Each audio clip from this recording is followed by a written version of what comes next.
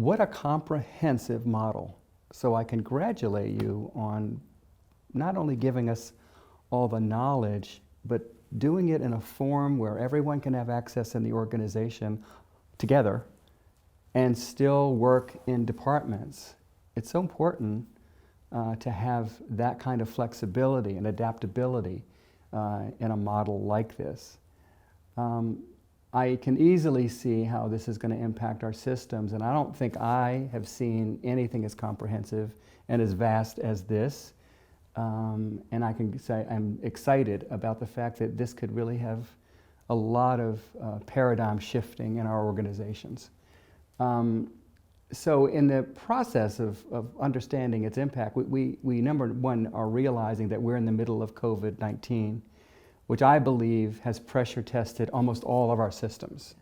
It's almost like reading Destroying Sanctuary in terms of your awareness of what has gone on.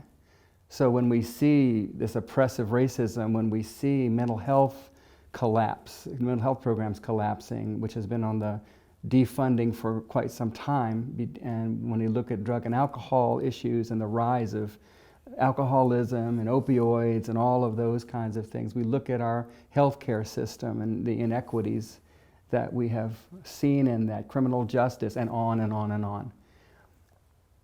I recognize that we can't handle all of those issues with any one program, but I would like you to take a moment and just give me your vision for the impact of what presence can be.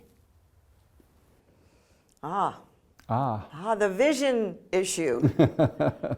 I think that is probably what's most missing in our culture.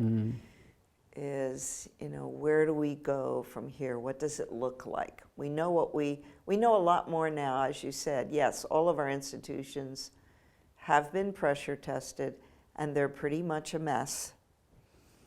And I hope that Destroying Sanctuary will give people words for what that mess looks like. But if all we do is complain, well, nothing's accomplished. So how do we get to some other place that we want to get to? I think that it's really a philosophical and moral issue. I think that we're up against that. We've been going through great changes from, the people, the culture that we were, at least in America, 300 years ago, is very different than living in a global village, which is what we have now. And we're having a really hard time figuring out what that looks like. My work and what I'm really interested in is what are the human universals? What do all people have in common that we have to reckon with and understand? And I guess my vision is that as people become more aware of how we are a traumatized species,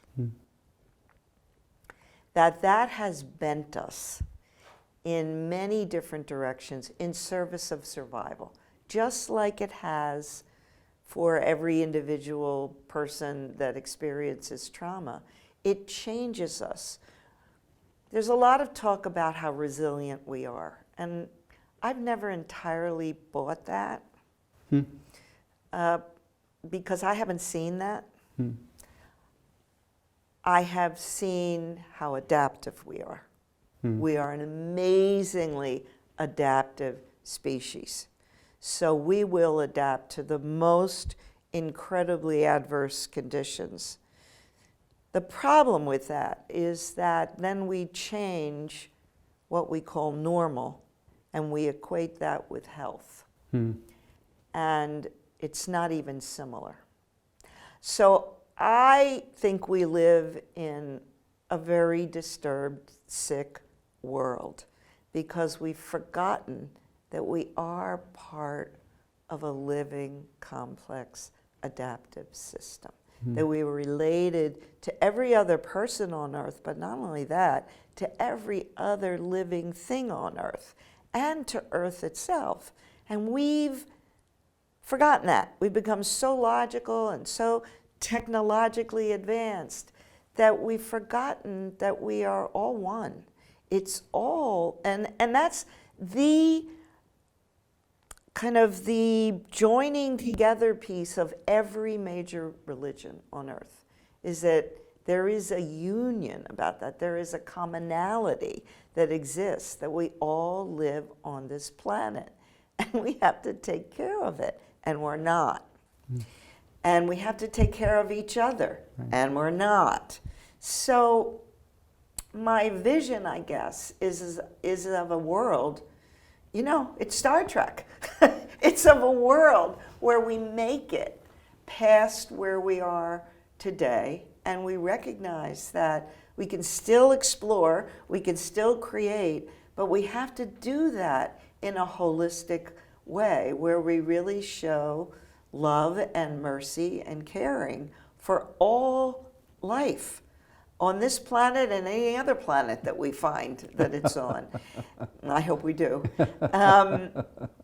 And I hope in some tiny way that helping, you know, how in the world can presence help that kind of a vision? Well, I think we need practice, and I think we need prototypes.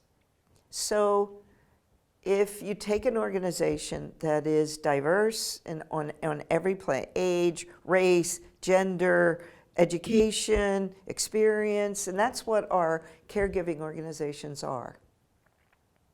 And they're trying to help to heal or educate very hurt people, because there's so many in our world today.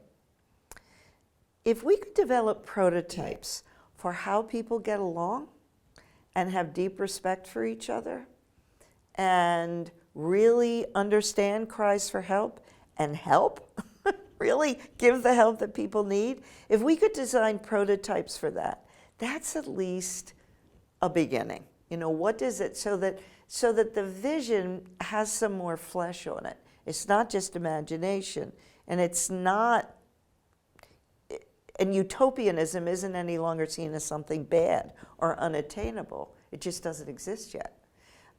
But what would that look like? And no organization is going to be a utopian place to work. We have so much work to do at a deeper level and with our economic system before that could possibly happen. But we can develop prototypes for how it looks better than what it is today. And that's my, you know, there's the big vision, and then there's the little tiny vision about how I hope this can help organizations be those prototypes for substantial, living, complex, adaptive change.